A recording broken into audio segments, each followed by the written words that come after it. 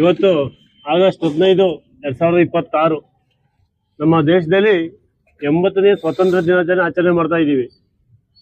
ಆದರೆ ನಾವು ಇವತ್ತು ಉಪವಾಸತೆ ಕುಂತಿದ್ದೀವಿ. ಯಾಕೆ ಅನ್ನೋದಾದ್ರೆ, ನಮ್ಮ ಮೂಲ 80 ವರ್ಷ ಸ್ವಾತಂತ್ರ್ಯ ಕಳೆದ್ರೂ ಕೂಡ ನಮ್ಮಿಂದ ಕುಡಿಯೋ ನೀರು ಶುದ್ಧವಾಗಿಲ್ಲ ಅಂತಾನೆ ಇವತ್ತು ನಾವು ಹೊರಟ ಕುಂತಿದ್ದೀವಿ. ಈ ನಮ್ಮ ಒಳ್ಳೆ ನೀರನ್ನ ಹಾಳು ಮಾಡುವಂಥವ್ರು ಈ ನಮ್ಮ ಅಧಿಕಾರಿಗಳು, ಈ ನಮ್ಮ ರಾಜಕಾರಣಿಗಳು. ಯಾಕಂತ ಹೇಳಿದ್ರೆ, ಒಂದು ಯೋಜನೆ ತಂದ್ರು. ದೊಡ್ಡ ಹಿಂದೆ ನಾವಿಂದ ಚಿಕ್ಕ ಹುಡುಗರಾಗಿದ್ದಾಗ ಒಂದು 20 ವರ್ಷಕ್ಕೆ ಮುಂಚೆ ಒಂದು ಸರ್ಕಾರ ಅಡ್ವೈಸ್ ಮಾಡ್ತಾ ಇತ್ತು. ಮಲಮೂತ್ರ ಕೆರೆ ಮಗಳಲ್ಲಿ ಮಾಡಬೇಡ್ರಿ, ಶೌಚಾಲಯ ಕಟ್ಟಿಸಿ, ಮನೆಗಳಲ್ಲಿ ಕೆರೆಗೆ ನೀರು ಬಂದು ಹಿಂಗೆಲ್ಲ ಹಾಳಾಗೋಗ್ತವೆ ಅಂತ.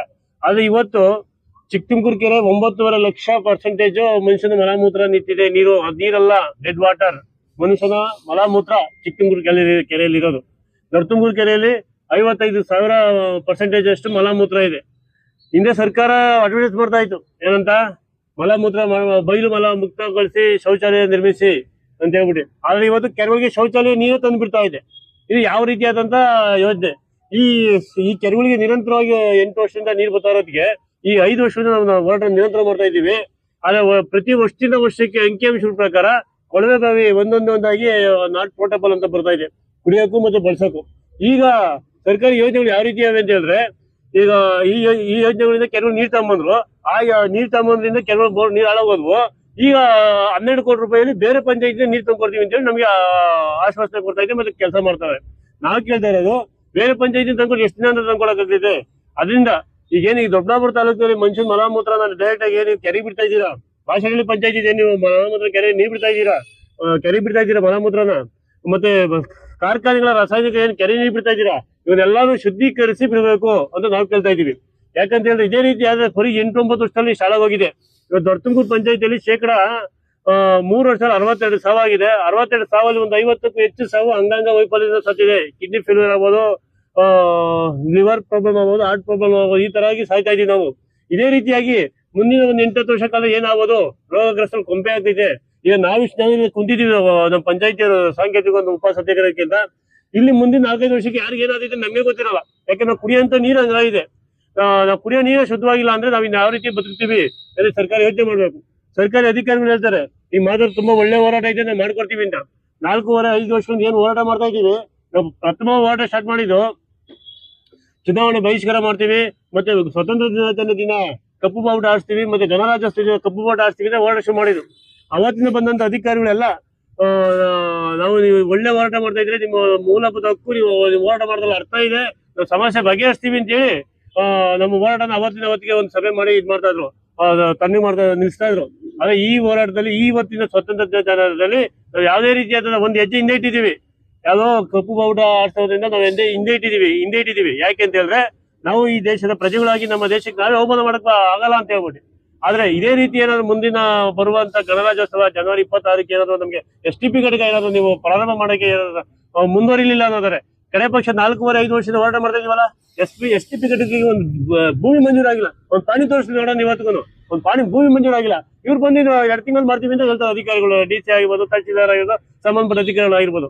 ನಾವೇನಾದ್ರೂ ಇದು ಕಡೆಯ ಎಚ್ಚರಿಕೆ, ಮುಂದಿನ ಜನವರಿ ಗಣರಾಜ್ಯೋತ್ಸವದ ಒಳಗಾಗಿ ಈಗೇನು STP ಘಟಕಕ್ಕೆ ಒಂದು ಪಾಣಿ 5 ಎಕರೆಯಿಂದ ಏನ್ DPR ಮಾಡಿದ್ರೆ 58 ಕೋಟಿ ಒಳಗೆ ಒಂದು STP ಘಟಕದ ಒಂದು ಪಾಣಿ ಬರಲಿಲ್ಲ ಅನ್ನೋದಾದ್ರೆ, ಮುಂದಿನ ಗಣರಾಜ್ಯೋತ್ಸವದಿಂದಲೇ ನಾವು ಕಪ್ಪು ಬಾವುಟ ಆರಿಸೋದನ್ನ ತಡೆಯಕ್ಕೆ ಯಾರಿಂದನೂ ಆಗಲ್ಲ.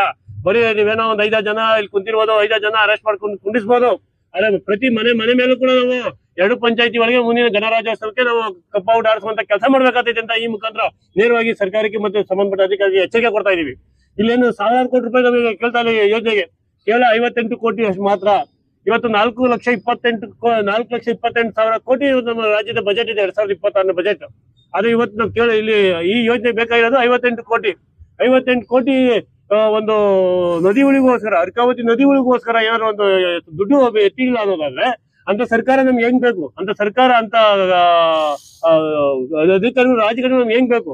ಅದರಿಂದ ನಮ್ಮ ಹೋರಾಟ ಇರೋದು ರಾಜಕಾರಣಿಗಳ ವಿರುದ್ಧ, ಅಧಿಕಾರಿಗಳ ವಿರುದ್ಧ ಹೊರತು ನಮ್ಮ ದೇಶದ ಕಾನೂನು ವಿರುದ್ಧ ಅಲ್ಲ. ನಮ್ಮ ದೇಶದ ಕಾನೂನು ಮತ್ತು ನಮ್ಮ ದೇಶದ ಸಂವಿಧಾನದ ಗೌರವ ಇರೋದಕ್ಕೆ ಇವತ್ತು ಗಾಂಧಿ ತತ್ವದ ಆಧಾರದ ಮೇಲೆ ಗಾಂಧಿ ಸ್ಟ್ಯಾಚ್ಯೂ ಮುಂದೆ, ಪ್ರತಿಮೆ ಮುಂದೆ ನಾವು ಇವತ್ತು ಉಪವಾಸ ಸತ್ಯಾಗ್ರಹ ಮಾಡ್ತಾ ಇದೀವಿ. ಇದನ್ನ ದಯಮಾಡಿ ಈ ಹೋರಾಟನ, ಈ ಉಪವಾಸ ಸತ್ಯಾಗ್ರಹ ಅಂತ್ಯ ಮಾಡ್ಬೇಕು ಅಂತ ಹೇಳಿದ್ರೆ ನಾವು ನಿಲ್ಸೋದಲ್ಲ, ಸರ್ಕಾರಿ ಅಧಿಕಾರಿಗಳು ನಮ್ಮ ಒತ್ತಾಯನ ಈಡೇರಿಸಬೇಕು ಅಂತ ಈ ಮುಖಾಂತರ ಕೇಳಕ್ ಇಷ್ಟಪಡ್ತೀವಿ. ಏನು ದೊಡ್ಡಬಳ್ಳಾಪುರದ ಒಳಚರಂಡಿ ನೀರು ಮತ್ತೆ ಬಾಸ್ಟಳ್ಳಿ ಪಟ್ಟಣ ಪಂಚಾಯತಿಯ ಒಳಚರಂಡಿ ನೀರು ಪ್ರಮುಖವಾಗಿ ಕೈಗಾರಿಕೆಗಳು ಆಚೆ ಆಗ್ತಾ ಇರ್ತಕ್ಕಂಥ ರಾಸಾಯನಿಕ ನೀರಿಂದ ವಜ್ರಾಸಳ್ಳಿ ಗ್ರಾಮ ಪಂಚಾಯತಿ ಚಿಕ್ಕತುಮಕೂರು ಕೆರೆ ಮತ್ತು ದೊಡ್ಡ ತುಮಕೂರು ಪಂಚಾಯತ್ ದೊಡ್ಡ ತುಮಕೂರು ಕೆರೆಗಳಿಗೆ ಈಗ ಕಲುಷಿತ ನೀರು ಹರಿದು ಅಂತರ್ಜಲ ಸಂಪೂರ್ಣ ಕಲುಷಿತ ಆಗಿದೆ. ಈ ಕಲುಷಿತೆಯಿಂದ ಈ ಭಾಗದ ಸುಮಾರು 15 ಹಳ್ಳಿಗಳ 21,000 ಜನಸಂಖ್ಯೆ ಕುಡಿಯೋದಕ್ಕೆ ನೀರು ಸಹ ಶುದ್ಧವಾದ ನೀರು ಸಿಗ್ತಾ ಇಲ್ಲ. ಈ ವಿಚಾರವಾಗಿ ನಾವು ಸುಮಾರು 5-6 ವರ್ಷಗಳಿಂದ ಹೋರಾಟ ಮಾಡ್ಕೊಂಡ್ ಬಂದ್ರು ಸಹ ಯಾವುದೇ ಫಲಪ್ರದಿಕಾದ ಒಂದು ಸಮಸ್ಯೆ ಬಗೆಹರಿಕೆ ಆಗಿಲ್ಲ. ಏನು ನಾವು ಹೋರಾಟ ಮಾಡ್ತಾ ಸಂದರ್ಭದಲ್ಲಿ ಶುರು ಮಾಡಿದಾಗಿಂದ ಈಗ ಸುಮಾರು ಪ್ರತಿಯೊಬ್ಬ ಅಧಿಕಾರಿಗಳು ಬಂದು ನಮಗೆ ಭರವಸೆ ಕೊಟ್ಟು ಮಾತ್ರ ಹೋಗ್ತಾ ಇದ್ದಾರೆ. ಇಲ್ಲಿವರೆಗೂ ಸಹ ಸುಮಾರು 5-6 ಜನ ಡಿಸಿಗಳು ತಹಶೀಲ್ದಾರ್ಗಳು ಟ್ರಾನ್ಸ್ಫರ್ ಆಗಿದೆ. ಯಾವೊಬ್ಬ ಅಧಿಕಾರಿಗಳು ಸಹ ಇದುವರೆಗೂ ನಮ್ಮ ಸಮಸ್ಯೆ ಬಗ್ಗೆ ಪೂರ್ಣ ಪ್ರಮಾಣದಂತ ಸಮಸ್ಯೆ ಬಗೆಹರಿಸುವುದಕ್ಕೆ ಒಂದು ತೀರ್ಮಾನ ತಗೊಂಡಿಲ್ಲ. ಏನು ನಾವು ಹೋರಾಟ ಮಾಡ್ತಾ ಇದ್ದ ಸಂದರ್ಭದಲ್ಲಿ ಒಂದ್ಸತಿ ಹೇಳ್ತಾರೆ ಒಬ್ಬ ಅಧಿಕಾರಿ, ಇಲ್ಲ ನಾವು ಈ ನೀರು ಶುದ್ಧೀಕರಣ ಮಾಡಕ್ಕೆ ಯಾಕೆ ಖರೀದಿ ಮಾಡ್ಬಿಟ್ಟು ರೈತರು ಒಪ್ಪಿಗೆ ತಗೊಂಡ್ಬಿಟ್ಟಿದೀವಿ ಅಂತ ಒಂದ್ಸತಿ ಒಬ್ಬ ಅಧಿಕಾರಿ ಹೇಳ್ತಾರೆ. ನಾವು ಮತ್ತೊಂದ್ಸತಿ ಹೋರಾಟ ಶುರು ಮಾಡಿದ್ರೆ ಏನು ಈ ರಾಜ್ಯದ ಮುಖ್ಯಮಂತ್ರಿಗಳಾಗಿರ್ತದ ಸಿದ್ದರಾಮಯ್ಯನವ್ರ ಜೊತೆನೂ ಒಂದು ಸಭೆ ಏರ್ಪಾಟಾಯ್ತು ಲಾಸ್ಟ್ ಜನವರಿ 26 ಅಂತ ಅದು ಗಣರಾಜ್ಯೋತ್ಸವ ದಿನ. ಅವತ್ತು 2-3 ದಿನದಲ್ಲಿ ಸಮಸ್ಯೆ ಬಗೆಹರಿಸ್ಬಿಡ್ತೀವಿ ಅಂತ ಭರವಸೆ ಕೊಟ್ರು. ಆದ್ರೆ ಇವಾಗ 7-8 ತಿಂಗಳಾತ ಬಂತು. 7-8 ತಿಂಗಳಾದ್ರೂ ಸಹ ಯಾವುದೇ ಒಂದು ಜಾಗ ಖರೀದಿ ಆಗ್ಲಿ, ಅದಕ್ಕೆ ಬೇಕಾದಂತ ಬಂಡವಾಳದ ನಿಗದಿ ಆಗ್ಲಿ ಯಾವುದೂ ನೆರವೇರಿಲ್ಲ. ಈ ಭಾಗ ಇದು ಎಷ್ಟು ಮನವರಿಕೆ ಕೊಟ್ಟರು ಇವರು ಅರ್ಥಕ್ಕಂತಲ್ಲ. ಯಾಕೆಂದ್ರೆ ಈ ಭಾಗದ ಜನ ಇವತ್ತು ಕುಡಿತಾ ಇರೋದು ನೀರಲ್ಲ, ನೀರಿನ ರೂಪದಲ್ಲಿರ್ತಕ್ಕಂಥ ವಿಷನ ಕುಡಿತಾ ಇದೀವಿ. ಈ ವಿಷಯನ ಕುಡಿದು ಈ ಭಾಗದಲ್ಲಿ ಸುಮಾರು 5-6 ವರ್ಷಗಳಿಂದ ಈ ಭಾಗದ ಜನತೆಗಳಲ್ಲಿ ಆರೋಗ್ಯ ಮತ್ತು ಅಂಗಾಂಗ ವೈಫಲ್ಯತೆಯಿಂದ ಸತ್ತಿರೋದು ಸುಮಾರು 60 ಜನ ಸತ್ತಿದ್ದಾರೆ.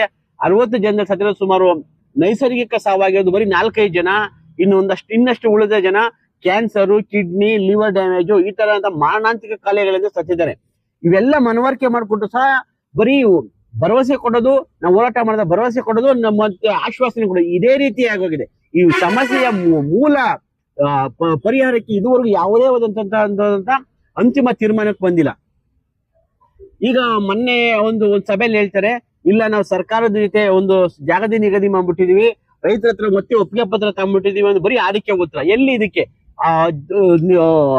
ನಿಗದಿ ಆಗಿದ್ರೆ ಪಾಣಿ ಎಲ್ಲಿ ಬಂದಿದೆ? ಶುದ್ಧೀಕರಣ ಘಟಕಕ್ಕೋಸ್ಕರ ಅಂತ ಪಾಣಿ ಎಲ್ಲಿ ಬಂದಿದೆ? ರೈತರ ಹತ್ರ ಖರೀದಿ ಮಾಡೋದಕ್ಕೆ ಸೇಲ್ ಡೀಡ್ ಎಲ್ಲಿದೆ? ಸೇಲ್ ಡೀಡ್ ಪಾಣಿ ಬಂದಿದ್ಯಾ? ಇದು ನಮ್ಮ ಪ್ರಶ್ನೆ.